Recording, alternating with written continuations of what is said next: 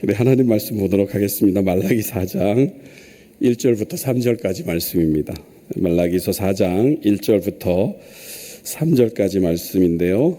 같이 한 목소리로 봉독하겠습니다. 함께 읽습니다. 만군의 여호와가 이르노라 보라. 날이 이르리니 교만한 자와 악을 행하는 자는 다 지푸라기 같을 것이라. 그 이르는 날에 그들을 살라. 그 뿌리와 가지를 남기지 아니할 것이로되 내 이름을 경외하는 너희에게는 공의로운 해가 떠올라서 치료하는 광선을 비추리니 나가서 외양간에서 나온 송아지같이 뛰리라. 또 너희가 악인을 밟을 것이니 그들이 내가 정한 날에 너희 발바닥 밑에 재와 같으리라. 만군의 여호와의 말이니라. 아멘. 계속해서 말라기서를 우리가 살펴보고 있습니다. 이제 다음 주 한 주만을 더하면 이제 말라기서 강해를 마칠 수 있을 것 같은데요. 지금까지 살펴본 그런 말씀들을 이렇게 정리를 해보면 이스라엘 백성들은 바벨론의 포로로 끌려간 뒤에 3번에 걸쳐서 이스라엘 땅으로 이제 복귀를 하게 됩니다. 그 첫 번째가 여러분이 잘 알고 계시는 고레스 왕으로 인해서 칙령에 따라서 예루살렘으로 돌아가서 그 성전을 재건하라는 하나님의 명령을 받게 되죠.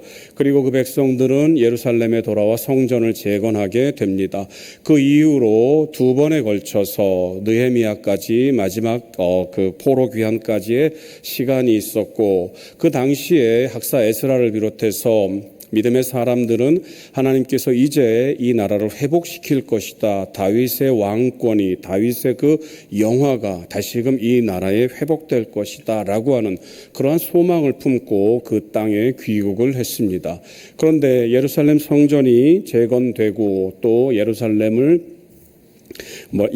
방어하는 그런 성벽이 재건됐음에도 불구하고 이스라엘 백성들의 삶은 여전히 페르시아, 바사라고 하는 나라의 식민지였습니다. 여전히 식민지로서 바사의 여러 가지 그런 압제 속에 있었고, 그리고 자연적으로는 크고 작은 가뭄과 여러 가지 자연 재앙 때문에 그 나라가 계속해서 황폐함 가운데 머물러 있었습니다. 하나님의 나라가 회복된다라고 하는 그런 소망을 품고 예루살렘으로 돌아와서 성전과 성벽을 재건하고 하나님의 말씀 앞에 엎드렸지만 그들의 삶은 여전히 피폐한 삶이었고, 그 시간이 무려 100년 가까이의 시간이 흘렀습니다.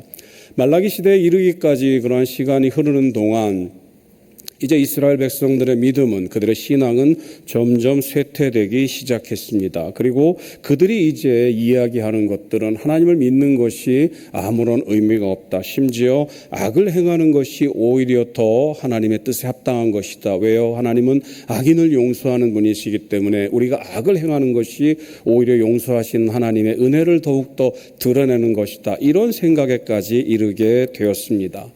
그래서 이 말라기 시대의 그 상황을 한마디로 표현하게 된다면 악이 평범화된, 악이 그냥 보편화된 그런 시대다라고 우리가 생각을 해볼 수가 있습니다. 그런데 그럼에도 불구하고 아무리 악이 평범화되고 악이 보편화된 그런 시대가 되었다 할지라도 이 말라기 시대에도 역시 하나님의 뜻을 의지하는 소수의 사람들은 여전히 존재했습니다.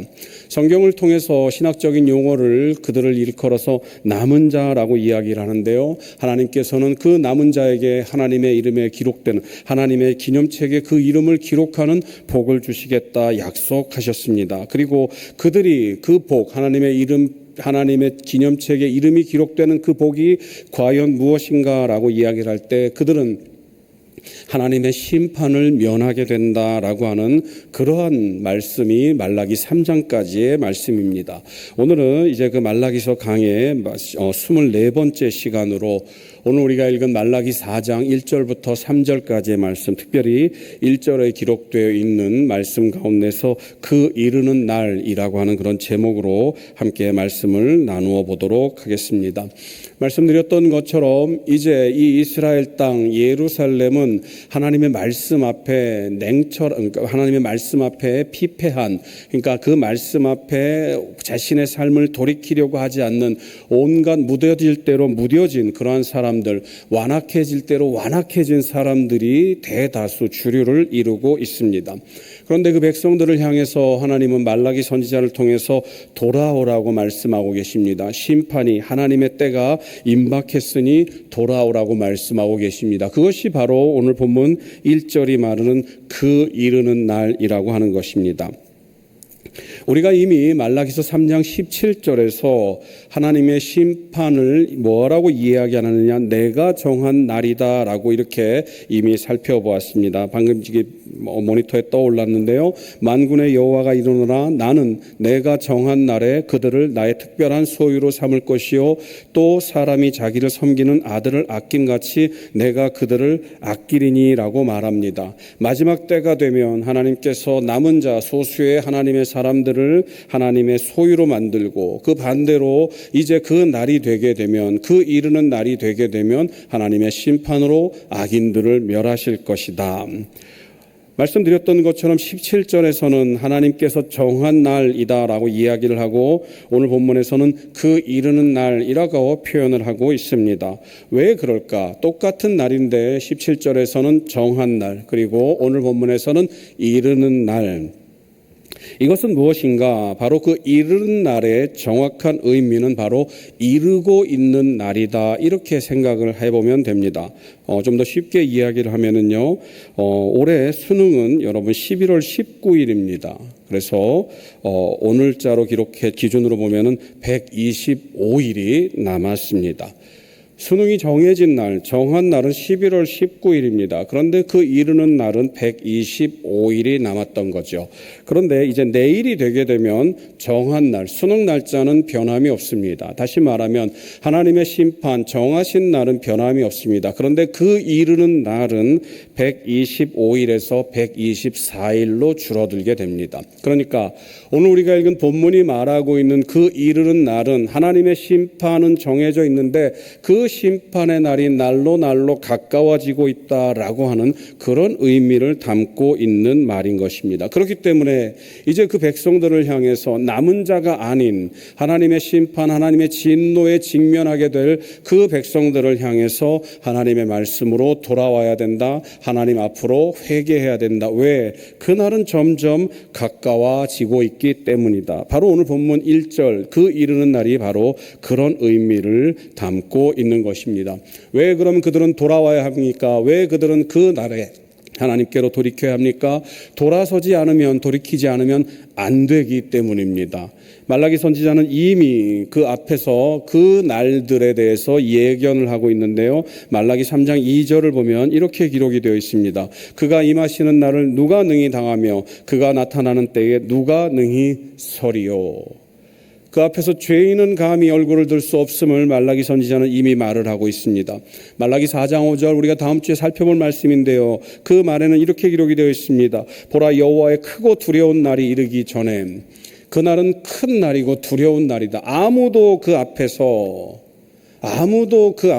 그 날에 이를 때 악인은 견딜 수 없기 때문입니다. 시편 1편 5절은 그 말씀을 이렇게 단적으로 표현하고 있습니다. 그러므로 악인들은 심판을 견디지 못하며 죄인이 의인의 회중에 들지 못하리로다. 오늘 우리가 읽은 본문은 그 이르는 날에 악인들이 당할 심판의 모습을 구체적으로 우리에게 보여주고 있습니다. 우리 1절을 다 같이 읽어보도록 하겠습니다. 함께 읽습니다. 만군의 여호와 교만한 자와 악을 행하는 자는 다 지푸라기 같을 것이라. 그 이르는 날에 그들을 살라 그 뿌리와 가지를 남기지 아니할 것이로되. 지푸라기 같이 타 없어진다라고 말합니다. 그 뿌리까지 철저하게 타 없어진다라고 말합니다. 그날에 교만한 자, 악을 행하는 자, 하나님의 말씀을 멸시하고 그 제사를 무시하고 하나님을 더욱더 진노케 한 그 자들이 당하는 것은 바로 소멸돼 버리는 이 끔찍한 형벌을 받게 된다라고 하는 것입니다. 말라기 시대는 앞서 말씀드린 것처럼 악이 보편화된 시대라고 말씀을 드렸습니다. 오히려 악을 행하는 사람들이 득세하는 시대였습니다. 그래서 그 사람들은 뭐라고 이야기를 하느냐? 악한 사람이 복을 받는다라고 이야기를 합니다. 교만한 사람이 복을 받고 교만한 사람이 부를 누리고 하나님을 멸시하고 하나님의 제사를 무시하는 그러한 사람들이 번성하는 시대다라고 이야기를 하고 그 사람들은 그렇게 믿어왔습니다. 말라기 3장 15절 말씀입니다. 지금 우리는 교만한 자가 복되다 하며 악을 행하는 자가 번성하며 하나님을 시험하는 자가 화를 면한다 하노라. 비단 말라기 시대에만 이랬을 것 같습니까? 천만의 말씀이지요. 성경 전체를 보게 되면 특별히 시편이라고 하는 하나님의 말씀을 기록한 그 내용들을 보게 되면 악인의 형통함을 토로하는 시편 기자들의 고백들이 얼마나 많이 기록되어 있는지 모릅니다. 비단 시편의 말씀뿐만 아니라 오늘을 살고 있는 저와 여러분들이 지금 이 세상 가운데서 이 형편 가운데서 악인들의 삶을 보시기 바랍니다. 그들은 얼마나 잘 먹고 잘 살고 그들은 얼마나 풍요로움을 누리고 있습니까? 악을 행하면서 그 악이 아무런 문제가 아니라고 이야기를 합니다. 다만 재수없게 걸리지만 않으면 된다라고 이야기를 하죠. 예전에 그 유명한 영화가 여러분 쇼생크 탈출이라고 하는 그런 영화가 있었습니다. 여러분 혹시 보신지 모르겠는데요. 주인공이 그 자기 아내를 죽였다고 하는 그런 누명을 쓰고 감옥에 갇히게 됩니다. 그래서 이 사람들이 이제 이 주인공이 들어와서 감옥에 들어왔을 때 이제 다른 감방에 있는 죄수들하고 이야기를 합니다. 그러면서 자기는 억울하다고, 자기는 아내를 죽이지 않았다고. 그러니까 그 주인공과 가장 밀접한 관계에 있는 그 이제 한 흑인 배우가 그 극 중에서 이렇게 이야기를 하죠. 이 감옥 안에 억울하지 않은 사람은 아무도 없다고. 무슨 말입니까, 여러분? 죄인들은 자신의 죄악이 그저 그냥 평범한 일상처럼 여깁니다. 그리고 그 죄악으로 삶을 영위하는 것, 그 죄악으로 그 삶을 풍요롭게 누리는 것을 아무런 거리끼어하지 않는다라고 하는 것입니다. 뭐로 가도 서울로만 가도 서울로 가면 된다라고 하죠. 그럴듯한 결과만 있게 되면 그 과정은 아무렇지도 않다라는 것이 바로 오늘을 살고 있는 우리들의 현실이고 그리고 말라기 시대에 말라기가 탄식하던 그 땅의 모습이었습니다. 시편 73편 12절에서 시편 기자는 이렇게 이야기를 합니다. 보를지어다 이들은 악인들이라도 항상 평안하고 재물은 더욱 불어나도다. 악인들이 그렇다라고 시편 기자가 이야기를 합니다. 그런데 여러분, 악인들의 그 풍요로움이, 악인들의 그 번성함이 언제까지 될 것 같습니까? 오늘 본문에서 말하는 하나님이 정하신 날, 하나님께서 말씀하신 그 이르는 날이 되면 그 악인들의 모든 것은 불에 타 재가 돼버린다라고, 소멸해버린다고 말합니다. 심지어 그 뿌리까지 불살라버린다고 성경은 말을 하고 있는 것입니다. 왜요? 하나님은 공의의 하나님이시기 때문에, 절대로 악인을 그냥 내버려두지 않으시는 하나님이기 때문에. 그렇기 때문에 시편 기자는 시편 37편 10절에서 이렇게 말을 하고 있습니다. 잠시 후에는 악인이 없어지리니 내가 그것을 자세히 살필지라도 없으리로다. 그 때가 되면, 하나님의 날이 되면, 그 이르신 날이 되면 그 악인들은 소멸되는데, 여러분이 의인들이 남아서 그 악인들의 있던 자리를 살펴봐도 절대로 그 악인들을 찾아볼 수 없을 정도로 하나님께서 완벽하게 그 악인들을 소멸시켜 버린다라고 하는 것입니다.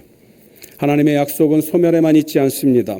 악인의 승승장구 속에서 끝까지 하나님의 말씀을 지키는 그 남은 자들에게 새로운 약속을 주시고 계시는데요. 그 약속이 바로 2절입니다. 우리 같이 한번 본문 2절을 읽어보도록 하겠습니다. 내 이름을 경외하는 너희에게는 해가 떠올라서 치료하는 광선을 비추리니 너희가 나가서 외양간에서 나온 송아지같이 뛰리라. 아멘. 방금 읽은 2절에 있는 공의로운 해라고 기록되어 있는 이 말씀은 성경 전체에서 오직 말라기서 한 절, 바로 2절에만 기록되어 있는 그러한 말씀입니다. 공의로운 해라고 하는 것은 성경 전체에 도도히 흐르고 있는 하나님의 공의입니다. 악인은 이 죄에 합당한 벌을, 그리고 의인은 복을 받음을 의미하고 있습니다. 하나님의 공의는 치료하는 광선을 통해서 하나님의 백성들을 그 지금까지 겪었던 그들의 그 모든 마음의 그 상처들을 치료하고 계신다라고 하는 것입니다. 여러분이 가지고 있는 성경을 보게 되면 공의라고 하는, 광선이라고 하는 그 말 옆에 그 숫자가 아마 기록이 되었을 것입니다. 2라고 하는 그런 자그마한 숫자가 기록이 되어 있는데요. 그 숫자 아래 주석을 보게 되면 날개라고 이렇게 표현이 되어 있습니다. 그래서 공의로운 광선, 이것을 히브리어 원어를 보게 되면 공의로운 날개라고 하는 그런 표현으로 우리가 생각해 볼 수가 있습니다. 히브리어로 카나프라고 하는 말을 쓰는데요. 이 날개라고 하는 것, 카나프는 성경 속에서 가장 큰 의미가 무엇인가? 바로 하나님의 보호하심, 하나님께서 제공하시는 피난처를 의미합니다. 하나님의 사람들은 악인이 번성을 하는 그 사회 속에서 그 번성을 눈으로 보게 됩니다. 그리고 그 악인들의 조롱과 멸시를 당하게 되죠. 그리고 하나님 앞에 탄식하게 됩니다. 하나님, 그 악인들은 이렇게 풍요로운 삶을 누리고 있는데 우리는 도대체 왜 그렇습니까? 이 자리에 있는 저와 여러분 역시도 그러한 마음들을 가졌을 때가 있을 것 같습니다. 아마 여러분 틀림없이 그러한 마음들을 가졌을 겁니다. 예수 안 믿는 사람들은 참 잘 되는 것 같은데 예수 믿는 여러분들은 어떻습니까? 여러분들의 부모님들은 어떻습니까? 그리고 여러분들은 어떻습니까? 또 여러분의 자녀들은 어떻습니까? 우리는 악인들의 형통함을 보면서 예수를 믿는 우리의 모습이 너무나도 초라하게 여겨질 때가 있음을 고백할 수밖에 없습니다. 예수를 믿으면 복을 받는다고 하는데 하나님께서 약속하신 그 복은 고사하고 그저 그냥 아픈 일들만, 슬픈 일들만 없으면 좋겠는데 왠지 우리의 삶은 계속해서 고난의 연속인 것 같습니다. 그런 일들이 계속 반복되면서 그 모든 것이 하나님의 은혜다라고 생각을 하지만 그 은혜를 넘어서 우리가 소위 말하고 있는 그런 복도 좀 받아 누렸으면 좋겠는데 우리는 어찌된 일인지 그냥 그 은혜에서만 우리의 삶이 그냥 이렇게 결정된 것 같은 그러한 생각, 그러한 삶을, 그러한 경험을 할 때가 많이 있습니다. 그런데 하나님께서는 이제 약속하십니다. 치료하시는 광선, 치료하시는 날개 가운데서 하나님의 그 남은 자들, 의인들을 지키고 보호하시며 그들의 마음을 새롭게 보듬어 주신다라고 약속해 주고 계시는 것입니다. 그들의 눈앞에서 악인들을 소멸한다고 말씀하십니다. 그리고 지나온 그 고통의 세월들, 하나님 앞에서 눈물 흘렸던 그 모든 삶들이 결코 헛되지 않음을 보게 하신다라고 말합니다. 그리고 그 복이, 그 기쁨이 얼마나 컸던지 외양간에서 나온 송아지 같다라고 표현을 합니다. 영상을 좀 한번 보실까요? 그냥 그 멘트나 이런 것들은 놔두시고요. 하지 못해 노축장으로 향할 운명이었던 젖소들. 한 동물보호단체가 이들을 포기하지 않고 새로운 삶으로 이끌었습니다. 남은 여생을 넓은 들판에서 안전하게 살 수 있는 자유를 준 것인데요. 태어나서 처음으로 넓은 들판을 마주한 젖소들. 이제는 더 이상 강제로 임신을 반복할 이유도, 우유를 착취당할 이유도, 태어난 새끼와 억지로 이별해야 하는 아픔도 겪지 않아도 됩니다. 비로소 평범한 하루를 살아갈 수 있게 된 이 소들의 모습에서 자유가 얼마나 소중한 선물인지 다시 한번 느끼게 됩니다. 네, 됐습니다. 예전에 한번 이렇게 이런 비슷한 영상, 그때는 뭐 이렇게 멘트도 없고 그냥 이렇게 정말 그 소가 우리 안에만 갇혀 있다가 이렇게 넓은 이렇게 대로 방목, 그러니까 이 소들은 생각을 한 겁니다. 자기가 이제 그 도축장에 끌려가는 줄 알고, 그러니까 소들이 나오면서 막 눈물을 막 흘리는데 이 소들을 그냥 이렇게 방목하는 이제 그러한 장면인데 아무리 찾아도 없는 거예요. 그 전에 봤는데, 그래가지고 할 수 없이 이 장면을 이제 그냥 지금 찾아왔는데요. 여러분, 그냥 우리가 잠깐 그 본 장면에서도 느낄 수 있지 않습니까? 그 소들이 막 그 덩치 큰 아이들이 이렇게 팔딱팔딱 뛰는 모습을 우리가 보게 됩니다. 바로 오늘 본문이 말하고 있는 것이 바로 그런 기쁨이죠. 그 날이 되게 되면 악인들은 철저하게 하나님 앞에서 징계를 당하고 소멸을 당하지만 남은 자들, 하나님 앞에서 그 말씀을 지키며 하나님의 뜻대로 살아가려고 노력하면서 그 악인들로부터 계속해서 멸시와 핍박을 받고 그리고 여전히 서글픈 삶 가운데서 하나님의 은혜에 감사하며 살아가는 그 소수의 남은 자들이 하나님께서 이토록 기쁨으로 그 마지막 그 날을 맞이하게 된다라고 이야기를 하고 있는 것입니다. 그리고 더 중요한 것이 있는데 오늘 본문 말씀은 우리에게 이 기쁨으로 우리의 생이 끝나는 것이 아니다라고 말합니다. 그것은 무엇인가? 바로 악인의 그 압제와 핍박으로 말미암아 온 몸이 상처투성이고 그리고 온 몸이 연약해진, 온 몸을 몸과 마음이 피폐해진 그럼에도 불구하고 그 하나님의 은혜만을 붙잡고 살아가는 그 연약한 우리들을 무엇이라고 말씀하시는가? 하나님의 도구로 사용하신다라고 말합니다. 그 내용이 오늘 본문 3절입니다. 함께 읽어보도록 하겠습니다. 또 너희가 악인을 밟을 것이니 그들이 내가 정한 날에 너희 발바닥 밑에 재와 같으리라. 만군의 여호와의 말이니라. 방금 말씀드렸던 것처럼, 그리고 오늘 본문 읽었던 말씀처럼 하나님의 공의를 완성하는데 바로 하나님의 그 백성들, 남은 자들이 사용된다라고 성경은 말을 하고 있습니다. 오늘 본문 3절에서 발다라고 번역된 히브리어는 아세스라고 하는 말을 쓰고 있는데요. 이 말은 그냥 단순히 그냥 밟는다라고 하는 것이 아니라 짓밟아 뭉갠다라고 하는 그런 표현입니다.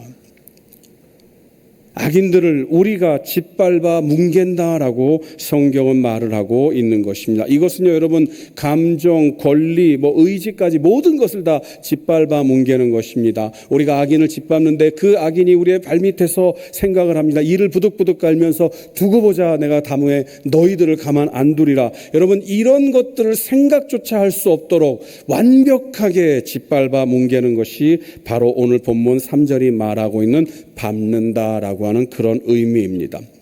하나님은 악인을 철저하게 징계하시고 철저하게 소멸하시는데, 하나님의 공의를 완성하시는데 바로 하나님의 백성들을 사용하신다라고 하는 것입니다. 그 백성은 누굽니까? 바로 하나님을 경외하는 소수의 남은 자들, 바로 이 자리에 있는 여러분들을 사용하신다라고 말씀하고 계시는 것입니다.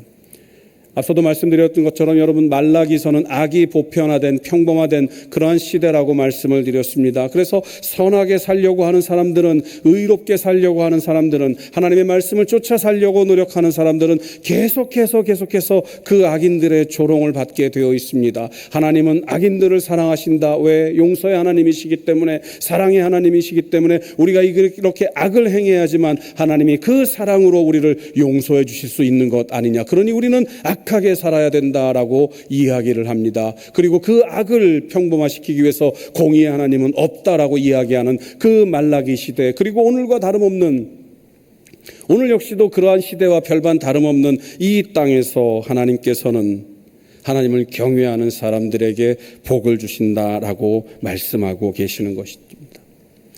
악을 행하는 사람이 풍요롭게 사는 세상, 하나님이 없다고 말하는 세상, 그렇게 사는 삶은 바보 같은 삶이라고 말하는 이 세상, 그리고 의로운 사람이 손해를 보고 선한 사람이 계속해서 눈물을 흘리는 그러한 세상. 그러나 그럼에도 불구하고 하나님은 그 세상 속에서 슬피 울지만, 상처받지만, 아파하지만 끝까지 하나님을 의지했던 바로 여러분들을 향해서 말씀하고 계시는 것입니다. 이제 곧 그날이 올 것이다. 이제 그 날은 멀지 않았다. 그러니 조금만 참고 인내하라라고 하는 것입니다. 그날이 이르게 되면, 그날이 오게 되면 상처 입은 우리의 마음을 하나님은 치유해 주신다라고 말합니다. 공의로운 해가 치료하는 광선을 비춰줄 것이다 라고 말합니다. 그러면 우리의 모든 것들은 다 회복된다라고 하는 것이죠. 그리고 너희를 억압하고 너희를 압제하고 그리고 너희를 비웃었던 그 악인들에게 진노를 발할 때 너희들은 그 진노의 도구가 되며 너희들은 그 진노의 자리에서 내 증인이 될 것이다 라고 하나님이 말씀하고 계시는 것입니다. 사랑하는 성도 여러분, 말라기 시대와 별반 다르지 않는 오늘을 여러분들은 어떻게 살고 계십니까? 세상 사람들과 똑같이 어쩌면 타협하면서 점점 그 말라기 시대의 그 성도들, 하나님을 외면하고 하나님을 멸시하고 하나님을 노엽게 했던 그 사람들의 모습처럼 변해가고 있습니까? 아니면 그 말라기 시대에도 끝까지 하나님을 지키고 하나님의 뜻을 따르며 그 하나님 앞에 온전한 삶을 살기 위해서 발버둥치며 노력하고, 그래서 계속해서 슬피 울면서 하나님의 임재를 간구하는 그러한 삶을 살고 계십니까? 저와 여러분들이 무엇을 어떻게 살아야 할지는 분명하게 답이 나와 있습니다. 우리는 다만 그 아픔 가운데서, 그 상처 가운데서 한 가지를 바라야 할 것입니다. 무엇인가? 바로 그 날이 오게 된다라고 하는 것입니다. 그 날이 임하게 된다라고 하는 것이죠. 그리고 우리는 그 날을 기대해야 됩니다. 왜요? 그 날이 되면 하나님께서 우리를 회복시키시고 우리를 하나님의 도구로 사용하시기 때문입니다. 사랑하는 성도 여러분, 어렵고 힘든 삶 가운데 있음을 우리는 다 잘 알고 있습니다. 계속해서 기도해도 하나님은 우리의 기도를 외면하고 있는 것 같습니다. 그리고 아무리 간구해도 하나님께서 우리의 간구를 들어주시지 않는 것 같습니다. 그러나 분명한 약속은 하나님께서 오늘 말라기 선지자를 통해서 저와 여러분들에게 하신 약속은 그 날이 온다는 것입니다. 그 날은 반드시 우리에게 임한다는 것입니다. 하나님의 때가 우리에게 임한다는 것을 믿으시기 바랍니다. 그때가 되면 하나님은 우리를 회복하십니다. 그리고 우리를 들어 사용하십니다. 하나님의 회복을 기대하며 그리고 하나님께서 우리를 사용하실 날을 간구하며 그 때를 기다리는, 그리고 참고 인내하며 하나님의 뜻을 계속해서 살아내는 저와 여러분들이 되시기를 간절히 소망합니다. 하나님의 날, 하나님의 약속은 반드시 이루어질 줄 믿으시고, 오늘도 여러분 하나님 앞에 기도할 때 하나님의 날을, 하나님의 때를 간구하며 그 때를 믿어 하나님의 때가 내 삶 가운데서 이루어진다고 하는 그 소망을 가지고 하나님 앞에 기도의 자리로 나아가는 저와 여러분들이 되시기를 간절히 소망합니다.